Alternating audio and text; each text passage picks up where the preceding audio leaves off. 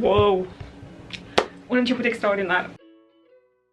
Bună seara, prieteni! Este 1 decembrie, ora 7:14 și în mod oficial începe primul episod din The Jack of All Trades Project, un proiect în care încerc în 100 de ore să învăț cât mai multe lucruri. Primul lucru cu care o să încep o să fie cusutul. Știu câte ceva, cred că am cusut vreo 2 sau 3 chestii până acum, dar am zis să încep cu asta pentru că suntem în perioada sărbătorilor și nu știu cât timp o să am ca să fac cele 100 de ore, așa că am zis că e mai bine să încep cu ceva la care am, să zicem, 10 ore deja, ca să am timp să fac doar 90 de ore, având în vedere că o să fie și Crăciunul și Anul Nou și o să fiu ocupată cu tot felul de chestii de genul ăsta. Așa că 90 de ore de cusut este primul meu challenge personal. Și ideal ar fi să încep cu chestii mai ușoare, să zicem, nu știu, pălării, sacoșe, pungi, tote bags, chestii de genul ăsta și apoi să trec treptat la chestii mai complicate, bluze, pantaloni, fuste și eventual ar fi fain dacă aș reuși să-mi fac o rochie de anul nou. Adică asta ar fi goal-ul final, să fac o rochie faină pentru anul nou. Poate că vă întrebați ce o să fac mai întâi. O să citesc niște manuale? O să mă uit la niște tutoriale? O să printez tipare, poate? Doar așa ar fi normal dacă abia mă apuc de cusut, nu? Nu, Mara trece direct la treabă. N-are nici cea mai vagă idee ce face, dar are impresia că știe cum să coasă un tote bag fără niciun tutorial.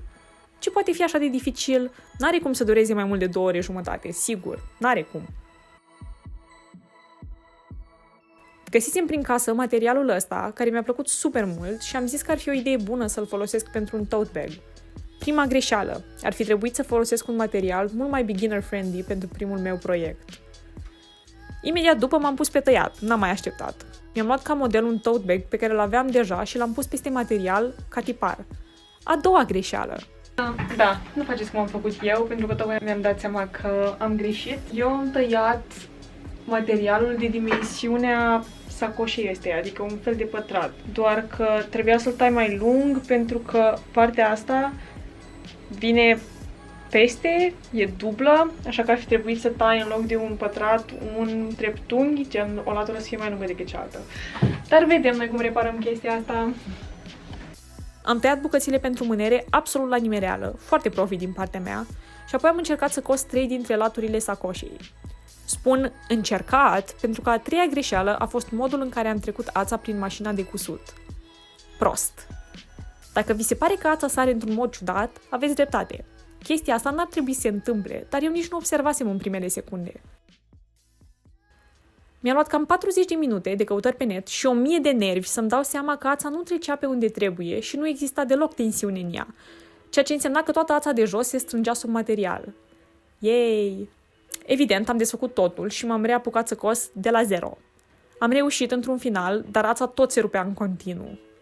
A trecut o oră jumătate de când m-am apucat să cos, abia am înțeles cum se pune ața în mașină și este a 7-a oară deja când mi se rupe ața. Cred că mai puțin cedez psihic. Da, deci de aici totul pare absolut ok. Mă rog, dacă știi cum funcționează o mașină de cusut, nu pare ok, dar pentru mine pare absolut ok. Ața asta neagră, prostia asta de ață neagră, trebuie să treacă prin ăsta. Și nu a trecut deloc. În tot timpul ăsta.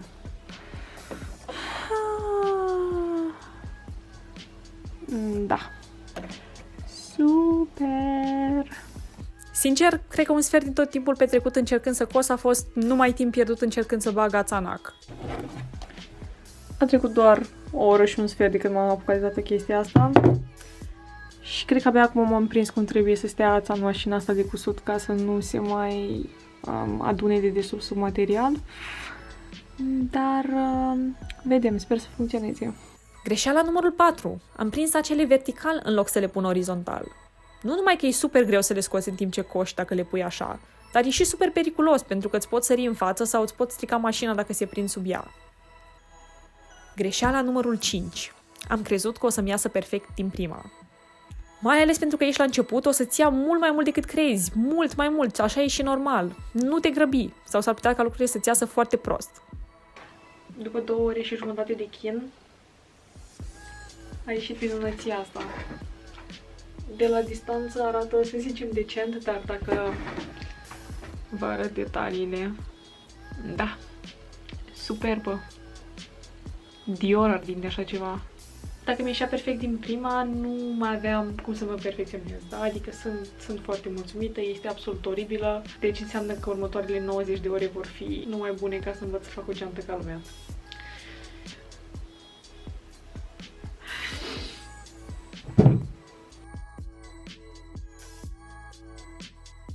Mi-am schimbat setup-ul, aveam nevoie de mai mult spațiu să mă desfășor și să o dau în bară. Este momentul să trecem de la 2,5 ore la 5 ore astăzi. Da, planul este să termin... Nu, asta e bucata de care am nevoie. Să termin... Încă nu am aflat care e cuvântul pentru brațele genții, dar asta, să termin asta. Și probabil că asta nu o să-mi ia 2 ore jumătate, așa că după o să încerc să modific un tricou sau ceva. A doua zi am zis că termin sacoșa și am început să-i cos mânerele. Greșeala numărul 6 a fost că nu m-am asigurat că materialul era prins cu ace de ambele părți, așa că undeva pe la mijloc nu am cusut o parte.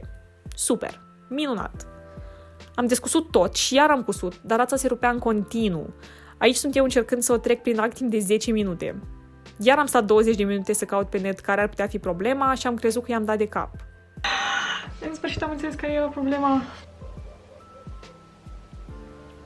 Am crezut.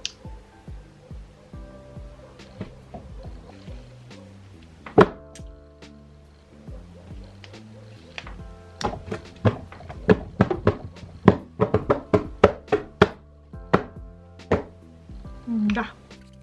Update, tocmai s-a rupt acul. Nu știu dacă puteți observa bucata asta care atârnă, care este acul care s-a rupt, da? Deci stăm foarte bine. Nu am un breakdown din nou. Totul e super. În sfârșit am zis că e timpul să o chem pe mama și să o rog să mă ajute să-i dau de cap mașinii de cusut. Și ne-am chinuit amândouă să înțelegem care era problema.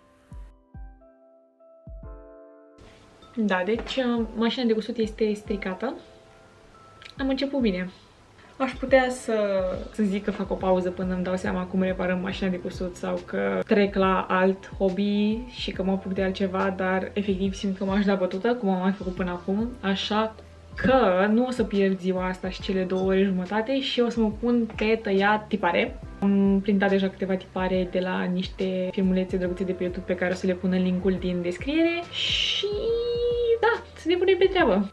Mi-am luat toate uneltele și niște haine vechi și m-am pus pe treabă. Am tăiat mai întâi tiparele și apoi am tăiat bucățile de material, de data asta făcând și mici pauze ca să mă uit pe YouTube la tutoriale. Aici făceam o pauză de descusut buzunarele de blugi, o treabă super relaxantă dacă ai și muzică de fundal. Și cam asta am făcut toată noaptea. La final aveam tăiate bucăți de material pentru un top corset și căptușeala lui, un alt top fără căptușeală și 2 buzunare pe care am zis că o să le folosesc mai încolo la un alt proiect. În ziua a 4-a am luat o mașină nouă de cusut, una dintre cele mai ieftine de pe EMAG, dar care avea super multe review-uri bune. Am stat 2 ore doar să citesc manualul de utilizare. Voiam să fiu sigură că nu mai fac nicio prostie. Suntem deja la ziua 5 și simt că nu am făcut absolut nimic. Cred că o să am nevoie de mult mai mult de 100 de ore ca să ajung undeva. Oricum, din nou, nu mă dau bătută. Ziua 5. Să-i dăm drumul. În sfârșit, în ziua a 5-a lucrurile au început să se miște puțin mai repede și am reușit să cos mânerele de la tote bag. Nu vine să cred ce diferență uriașă este între a coase cu mașina asta nouă și a coase cu mașina noastră veche care avea plus 10 ani. Credeam că a coase este o chestie super mega dificilă, dar... Și este o chestie foarte dificilă, dar mașina noastră veche o făcea de 10 ori mai complicată decât ar trebui să fie. Efectiv, se rupea ața la fiecare 10 secunde și se strica tot și nu știam ce să fac. Mașina asta nouă este... Am terminat tote bag-ul, apoi m-am uitat mai bine la el. Poate să-mi explice și mie cineva ce este abominația asta de geantă, sacoșă? De ce nu am uitat când am atașat baretele astea, bretelele astea?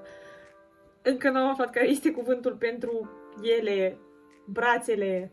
De ce nu le-am atașat ca lumea? De ce le-am atașat în părțile în care nu trebuia? 20 de minute mai târziu, mânerele erau atașate și primul meu proiect era gata. la 5 zile de când începusem. Bravo, Mara! Ziua a 6 a fost mult mai productivă. Am cusut bucățile de la primul top corset pe care îl tăiasem cu 2 zile înainte și a trebuit să tai un alt material pentru căptușeală, pentru că primul pe care îl alesesem era mult prea elastic. Asta a fost și ziua în care în sfârșit am început să prind acele pe orizontală. Evident, încă am mai făcut greșeli și am stat o groază de timp doar desfăcând cusături și refăcându-le, dar de data asta am stat și cu tutorialul în față, pentru că mă învățasem lecția din primele zile. În tutorial scria că întăriturile pentru corset trebuiau să fie din metal, dar cum nu aveam așa ceva, le-am înlocuit cu coliere din plastic. Greșeala numărul 7. Verifică mereu că ai toate materialele necesare înainte să te apuci de un proiect. Aici am tăiat colierele cu o unghieră și am netezit colțurile cu o pilă de unghii ca să nu agațe materialul. În ultima zi am terminat de cusut topul și m-am apucat să pun capsele prin care să trec panglica. Am stat iar 30 de minute ciocănind la ele, doar ca să-mi dau seama că sunt capse care trebuie prinse cu un aparat special, nu bătute cu ciocanul. Apoi am stat încă 30 de minute ca să fac găurile în material și încă n-am descoperit o metodă mai rapidă. Mi-a luat o groază de timp. Important e că într-un final am terminat. Topul a ieșit cam mic și deloc simetric, dar am terminat. Imediat după am început să cos topul din denim și totul mi-a luat de 30 de ori mai puțin. Progres! Pentru că nu mai aveam timp să-l fac exact ca în tutorial, în loc să-i cos breteluțe, i-am pus panglică și la spate nu l-am mai făcut corset, l-am cusut direct pentru că materialul era super stretchy și am zis că merge. Am stat până târziu să-l termin pentru că nu voiam să las nimic neterminat pentru săptămâna viitoare. Așadar, asta e cam ce mi-a ieșit după prima săptămână de încercat să învăț să cos și după 25 de ore de greșeli, ațe rupte și cusături deloc drepte. Nu sunt ele extraordinare, dar sunt munca mea și măcar am învățat câteva lecții importante din toată treaba asta. 25 de ore de cusut gata, mai rămân undeva în jur de 65. Hai că pot să o fac!